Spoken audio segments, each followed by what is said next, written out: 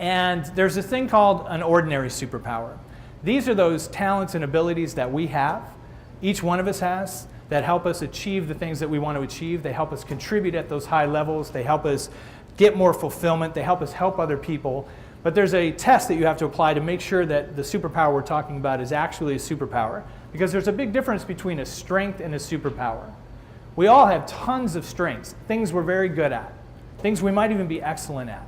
But a superpower is a bit above and beyond. It's something that is probably unique to you. So there's a 4-part test, and it's actually on one side of the card that I passed out. The first part of the test is that it comes naturally to you. You don't necessarily have to be born with it, because we do develop these talents and abilities throughout our lives. But right now, at this moment in your life, it feels natural to you. It's easy for you to do. The second part is that you're better at this than most people.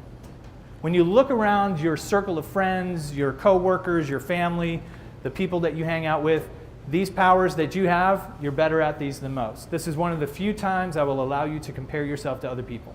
Okay? The third part of the test is that it helps people, including you. So when you put these powers to the test, when you use these powers in your life, you're actually doing it in a way that helps other people. And if it helps you advance along the way, that's fine as well. And then the fourth one, maybe most importantly, is that you enjoy using it.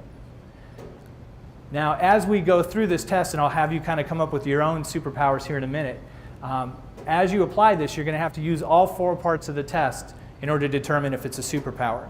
Let me give you an example very quickly of something for me that is an excellent skill, but not a superpower, and I'll tell you why.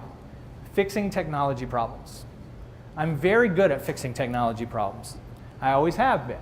It's something that comes very naturally to me. I'm kind of a problem solver. Technology problems are just another problem to solve. I'm better at it than most people around me. I'm kind of the IT guy at work, just by default. Now, some of this is because I developed it along the way by having to come up with solutions to problems because I was a sole proprietor for so long. But I'm better at it than most people. And if I go over to my mom and dad's house, I'm fixing their iPads and their computers all the time, so I'm the default IT guy.